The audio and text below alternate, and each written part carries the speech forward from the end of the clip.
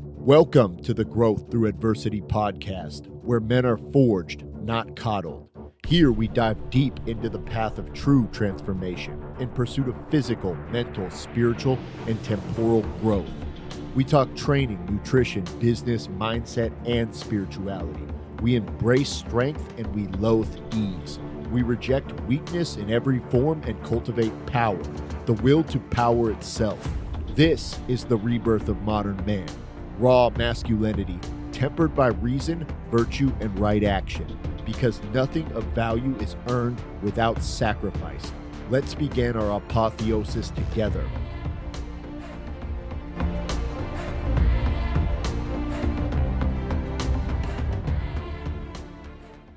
Welcome to another episode of the Growth Through Adversity podcast with your host, Ragnar the Werewolf. What is happening, everybody? I hope everybody is having a fantastic Wednesday afternoon. So, going through check-in notes and things of that variety, notice that common struggle that people are having is, kind of getting discouraged when things aren't going exactly their way when it comes to training. Like, for example, I hear it all the time, like start super strong. The weight comes off really fast in the beginning. It slows down over time. People start to get frustrated. The truth is that this is a super normal part of the journey, right? And the unfortunate part of it is the more and more advanced that you get, the worse that this is going to get, right? So as you climb the tier of from beginner to intermediate to elite lifter, or athlete, more and more you're going to stop seeing as fast returns on your time in the gym. It's just the way that it works. Your body becomes more and more conditioned, and it takes more and more stimulus to get you where you want to be. Now it's a party. Now everybody's showing up. You guys have not missed anything. We are literally just starting out. This is the first slide here. So again, to kind of recap for you guys, we're talking about, kind of staying consistent even when, things aren't going perfectly.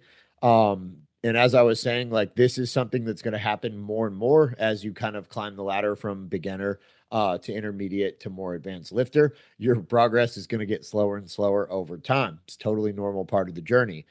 And another thing is, like, I don't even like the word motivation. Motivation, it's not a legitimate strategy. Believe me, I hear it all the time. I hear it in my DMs all the time. I hear it on calls all the time. And it's like, I just need inspiration. I need motivation. And it's like, no, you don't. You need a system, and you need discipline, and you need to just execute.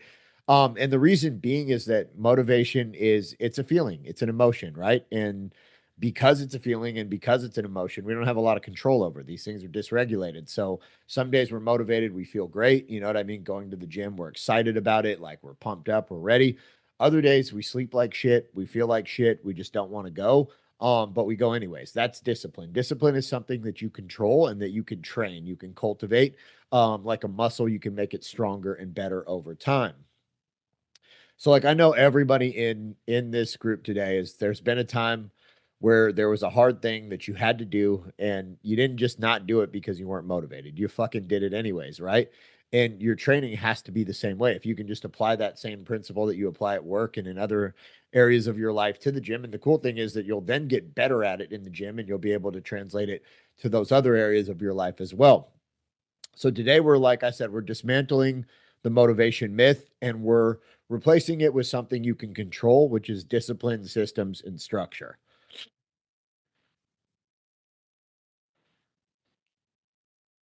So again, motivation is an emotion. It's driven by the dopaminergic reward system. So the same thing that rewards you when you have sex or do drugs or drink alcohol or do anything that makes you happy or makes you feel good.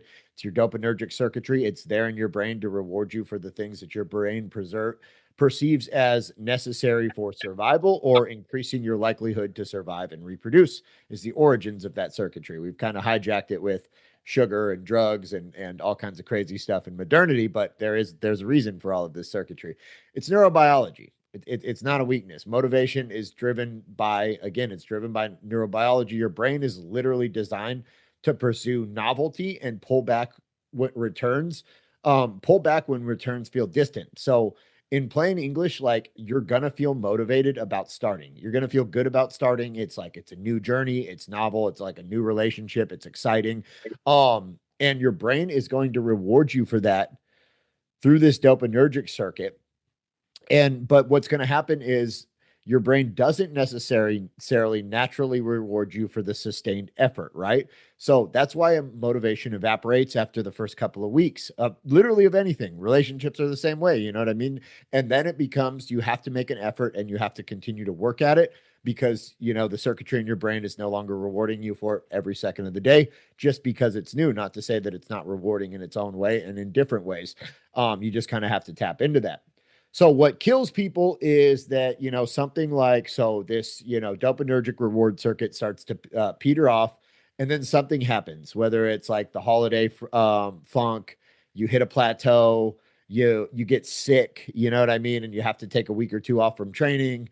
And then we get into this like, and then we get into this loop where like 1 week becomes 2 weeks, you know, or we start missing a couple workouts, turns into we start missing more and more, and then it's like weeks turn into multiple weeks, turn into months.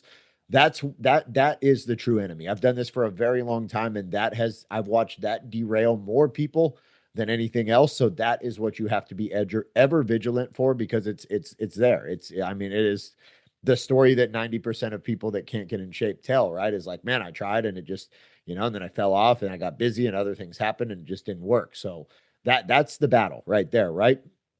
And it's like there's this cool quote, and I don't remember who made it, but it's like motivation gets you started, discipline keeps you going, right? And I believe that 100%. Like motivation, it's great for like starting the engine, getting you to take action, to snap out of like the place that you're at and be like, fuck this. I'm not happy with this. I need to do something.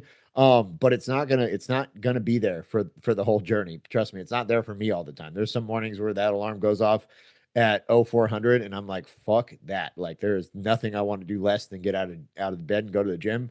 But I do it anyways because it's just like it's a habit, it's a pattern, it's something I do. And then once I get there, I get warmed up, I enjoy it, I feel good, and afterwards I feel fantastic. And I would hate myself if I skipped it and just slept. So the cool thing about discipline is it is a skill, right? It's not a trait you're born with. It's literally it's trained just like a muscle with the same ideas: progressive overload, consistency, and recovery, right? So just, you know, doing it, overloading it, doing more and more of it, being consistent about it, and then, you know, giving yourself periodic breaks and letting your body recover from it so it doesn't feel like you're miserable all the time. Right. So the plateau problem, right? This is something that I see quite a bit. This was actually what kind of spurred the motivation for this, you know, going through check-ins. This is something I hear pretty regularly is, you know, we see those really good initial fast results and then like hit a plateau and it's like and then that kind of like starts to get into your mind, right? It starts to kind of fuck with your mindset and you're like, man, am I, you know, I'm doing all this stuff and I'm not seeing the same results I was seeing. What am I doing wrong? What do I need to change? And the truth of the matter is like you don't need to change anything. You're not doing anything wrong. This is a normal this is like a totally normal part of a weight loss journey or a training journey, a muscle building journey, a strength journey. And physiological adaptation is normal. It's what the human organism is designed to do. It's designed to physiologically adapt to new stimulus, right? And so in the beginning, like training is new stimulus. So for the first couple months, it's like you're slapping 10 pounds on the bar every week. The weight is peeling off, like everything is moving in the right direction super fast. And that's because it's all super new and your body's not used to anything, right? So all of it is like this massive new novel stimulus on your body. And so you get these really fast, you know, strength gains and you get these really fast hypertrophy gains and you get these really fast fat loss gains, depending on kind of where on the spectrum you're at, right? For some people, right? And as you slow down, it's not a sign that you're failing. It's a sign that you're actually getting more advanced and more elite, and your body is recalibrating and adapting to the new stimulus. So it's actually a very good thing, although most people interpret it as negative.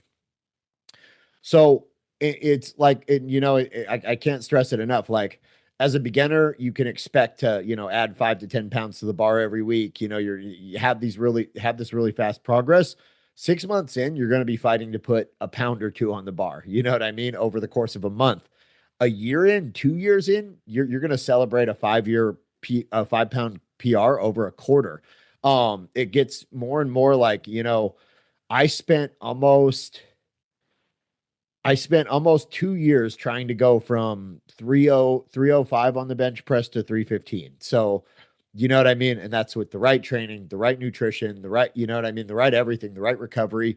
Um, and it took me 2 years to go from that 305 mark to the 315 mark on the bench press. And it was frustrating, but at the same time, I was never once discouraged because I knew I was putting in the work. I knew eventually it would pay off. And I just know that I'm nearing my personal body's physical limits at the end of the day is what it comes down to is like I'm nearing the point where my body is just like getting to the point where yeah it can get stronger but it's going to take a very long time to get there, and that's okay. It's not regression. Again, it's advancement, right? When I was new, I went from 135 to 205 very fast. So it's just it's a game of inches at the longer you play it, right?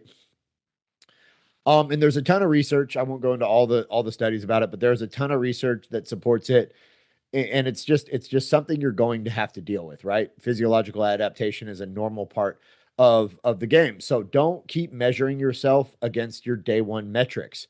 You're because you're using a broken ruler because the whole dynamic, the whole paradigm of the game has shifted, right? And it's going to continue to change over time.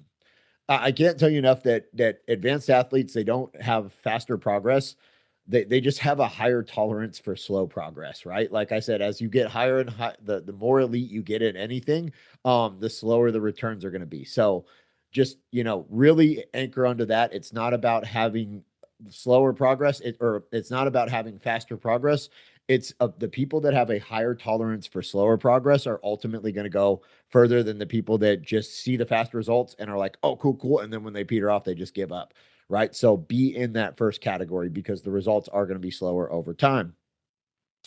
And then the next like thing that I can't stress enough, and this is something I believe vehemently, like fall in love with the process and the journey. Like I love going to the gym. I love lifting weights. I love doing MMA training. Like these are things I genuinely enjoy. Um that makes it easy to just stay consistent because it doesn't necessarily matter if I don't see progress every day, every week, every month, although I'm competitive. I like seeing progress.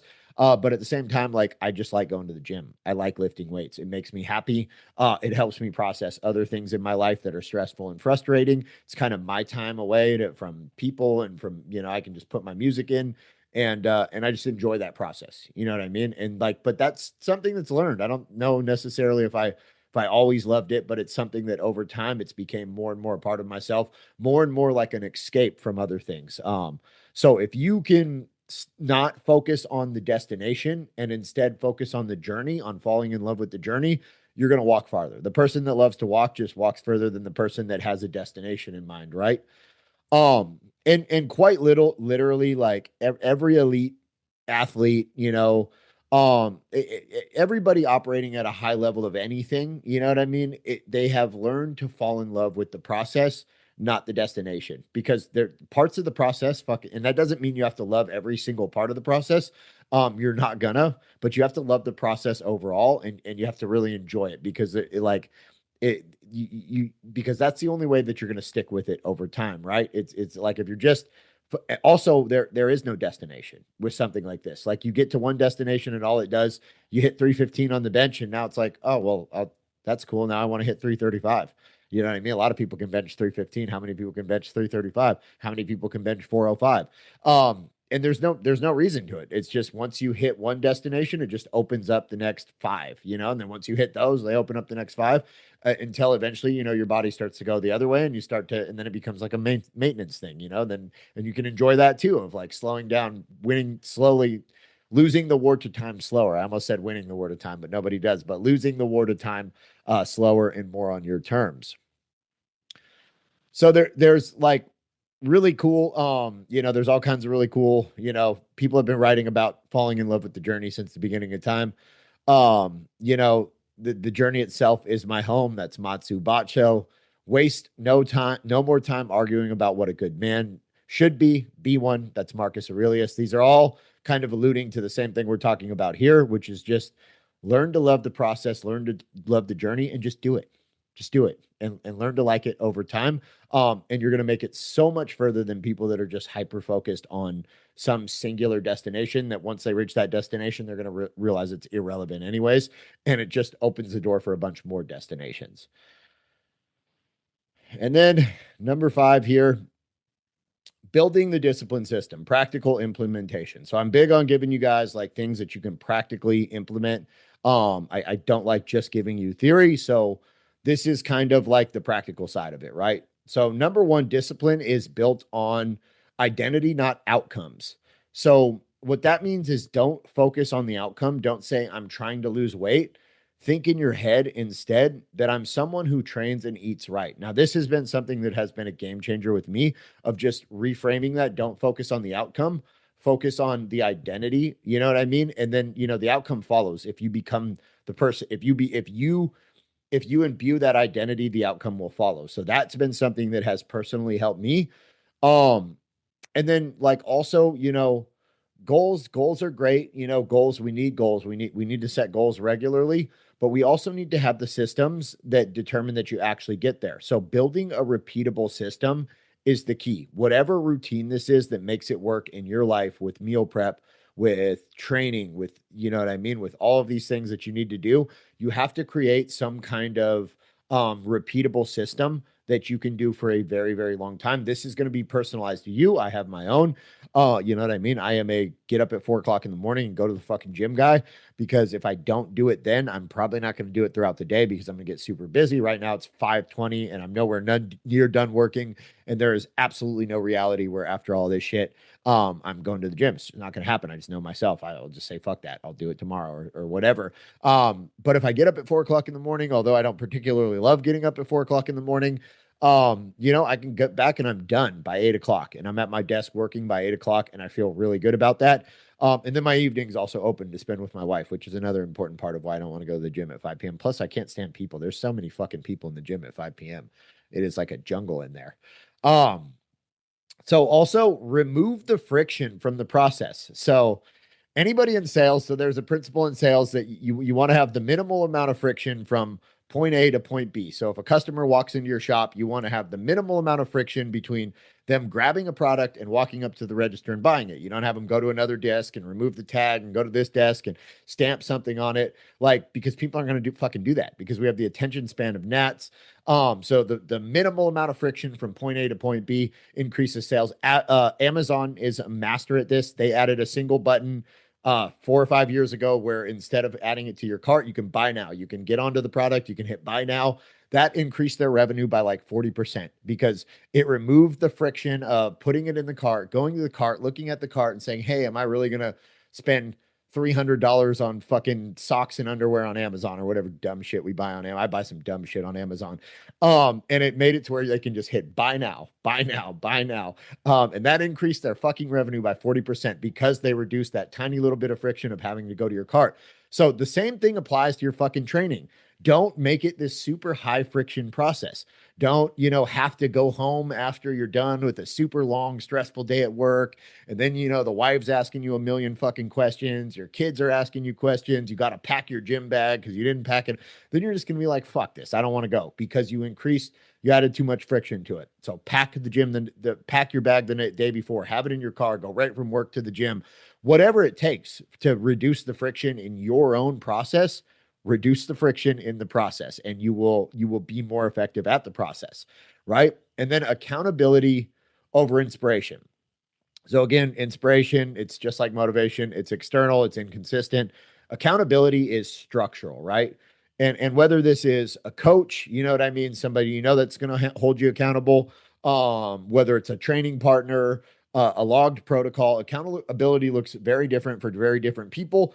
But what really matters is that it's an external system outside of yourself that holds you to the standard that you have set and you have agreed upon, even when your internal motivation collapses, even when you don't want to uphold that standard. So some kind of external force there as accountability is definitely key in this. And that doesn't go away at any level. I still like having a coach, you know what I mean? And I very well know what the fuck to do in the gym, but it just comes down to that, like, on those days where I'm like, hey, I don't want to get, it's done. I don't want to go do another walk at 7 o'clock at night. I'm like, then I have to fucking put in the thing that I only got, then I have to put in my log that I only got 6,000 steps and I feel like a fucking idiot. You know what I mean? Because I told my coach I'd get 10,000 steps. So it's stupid little stuff like that, but it makes a difference. You know what I mean? And plus, they just, a coach pushes me harder than I'll push myself. They did in MMA, they do today. It's not that I'm not capable of pushing myself. It's that, man, when it's somebody else that doesn't, that just doesn't give a fuck and is just like, you need to go do this to get the best result. They're emotionally detached from how I feel about it, and they're just objectively seeing the situation, which helps. So it doesn't matter what that external motivation looks like, but you need some kind of external accountability. And then the feedback loop. So what I notice people fuck up on is, because all of my clients are pretty good about tracking their metrics. For the most part, some of you guys are a little bit suspect, but for the most part, you guys do pretty good tracking calories, tracking steps, tracking, you know what I mean? The basic stuff, you don't need to track every single thing, workout sets, reps, that kind of stuff. The basic stuff. Most of you guys are pretty good about that. So, but what I do notice is that it's like you look at it on a very tiny scale. So it's like day to day, week to week.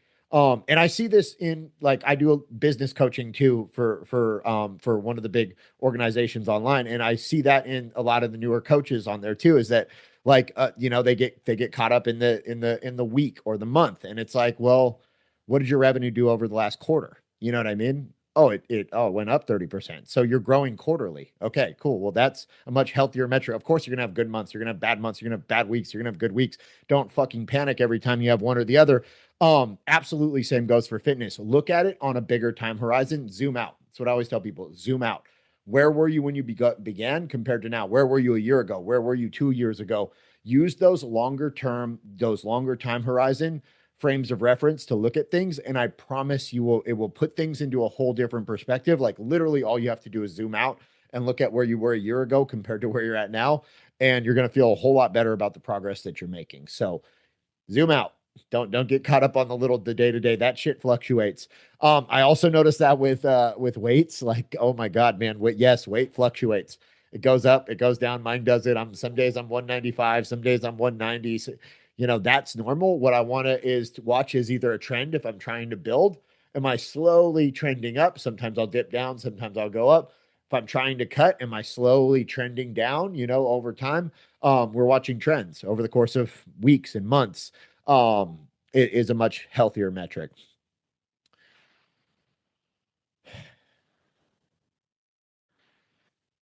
So ultimately, man, if you train right, and if you only trained right and you only ate right when you felt motivated, maybe 40% of the time, that's not enough to get you where you want to be, right?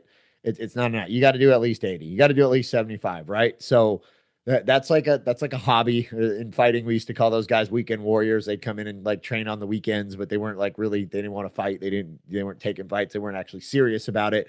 So it's like, that's a hobby. That's something that recreational. You're not super serious about it. The elite performance and the results that you want really lie in that other 50% that's left on the table, right? Aside from motivation, that's the gap you need to fill. Like, literally, the gap between you and your goals is just the discipline gap. If you can stay disciplined and you can cultivate discipline and train yourself to be disciplined, ultimately, like, you are going to reach your goals just through consistency, just literally through stubborn consistency. If you do something long enough on a long enough time horizon, you're going to get good at it. Like, I promise you that.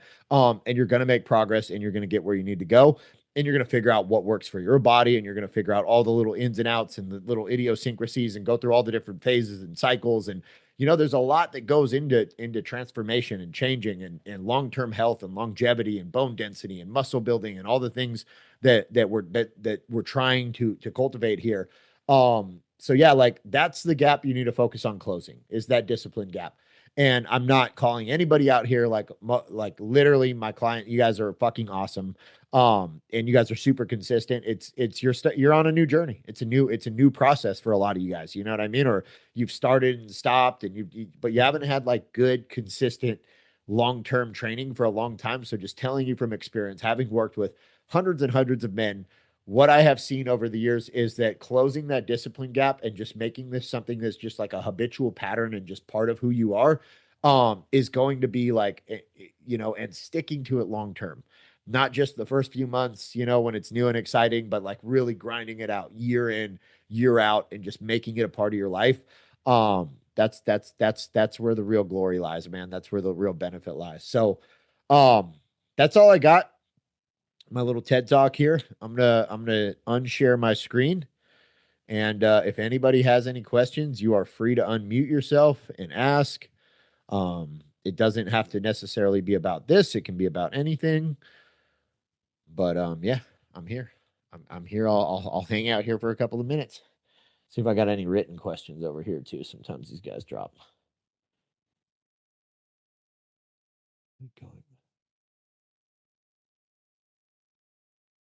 Yep.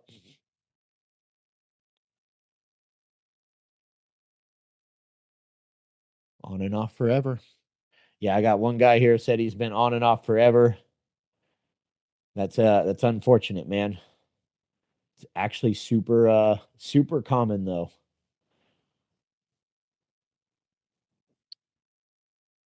Hey Ragnar, What's up, man?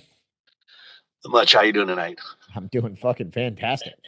Well, that was awesome. Really liked it. Our metrics, Yep. where we began and where we are today. Yep. I think I saw on your computer one time that you have like you've laid it out on a graph, so you can be like, I was like, man, I really don't think that I've done this or this or this, and you're like, dude, do you realize you started with this waste and you're here, you started here, you started here. Um, is that something that we could request a little bit everyone? I mean, I know that would blow you up if you had to do it a lot, but could we like every once in a while say, I mean, is that something easy to ship out or for Yeah, us to it's get? not. It's a spreadsheet. So and we track the basic ones in there. So like starting weight, starting waist measurement, you know what I mean? All that stuff. Yeah, we have ground zero start point. So that's what that was. I think that was the conversation is like you were like, I Yeah, don't remember what my waist measurement. I was like, well, I can pull it up. It was like 45 inches. You're at like 38 now or 36 or whatever it is. It's like you've lost 9 inches on your waist, like it's a crazy amount of change in the stomach. But yeah, no, yeah. I have that. You guys can request it anytime. It's not a super complex problem. If you send it to me in a message in True Coach, I can just go and get your whatever original numbers you're looking for. Also, you have access to your weight charts that have your whole weight. If you click on the weight section in there. And if not, I can always screenshot the one from my admin profile and send it to you. But because it The matches. weight section, like when I'm working out at the gym, I can scroll back and see what I did yesterday or Wednesday or Monday or a week ago, but I'm sure I could keep scrolling and keep You scrolling can and keep see scrolling, but Yeah, you can it's see, you can scroll all the way back on every exercise to the very beginning in True Coach. okay, cool. Okay. Yeah, so I, you I totally can. wondered And I about that. meant the weight chart that looks like if I pull up, I'm just doing check-ins earlier today and I noticed his was like really massive. So I'll show you Kevin's. But like if I pull up, oh, I guess I should share my screen. So yeah, this weight chart. I'm not sure if it presents it as a chart like this for you too, but you can always just ask me and I can literally like, I mean, it takes me, you know, 2 seconds to screenshot this and drop it into a chat for you. Like it, Okay. Okay. you know what I mean? Well, It's nothing. And then you can see like, so he started at 387 and he's down to 352 now. okay. We all know everything that you already do for us and how many hours you put in a day. So I'm not trying to load you with, 100 of us saying, "Hey, we need blah blah blah blah." I just, every once in a while, like maybe once a year, it'd be kind of. I think that would be motivating. Might not be the right word, but when we start getting into that, man, really not making progress. Oh, really? You want to see where you started? Do you remember? It's actually a great idea. Maybe like a quarterly report or a biannual report, something like that. Yeah. Yeah. Yeah. It's Cool. really not a whole lot of a hassle getting it. So if you guys are ever curious, just message me and ask, and I can get you whatever you're looking for between Ryan and I. Like I said, it's all in it's all in one spreadsheet in one place. So it's pretty easy to find. We keep it pretty organized. Okay. Well, But you do a I've lot made a note for about us. that. That's a good idea. We'll start doing like either a quarterly or like a biannual report and just kind of mapping it out for you so you kind of see where you started and where you're at now. Right. Well, you do a lot for us. So I'm All, very satisfied with everything you're already doing for us. So all I don't want to add more work to you. always looking for ways to find more, man. You stay up another few hours, huh? Yeah, it's good for me. All right. Thank you. Absolutely. All right. I don't think we got any other questions. Thank you guys so much for tuning in. Replay will be up in the group probably in 2 days and in the portal and in probably closer to 4 or 5. You guys have a fantastic rest of your night, and I will see you next week, if not sooner. Oh, also, Alaska guys, Hookin, if you're listening, not this weekend, next weekend, we're going to be at the Sheep Creek Campground. It is a wedding anniversary thing. All my clients are welcome there. It's very informal. We're just going to hang out there for a couple of days, but you guys are welcome to pop in if you want to. We got the whole campground, so you can camp, you can hang out.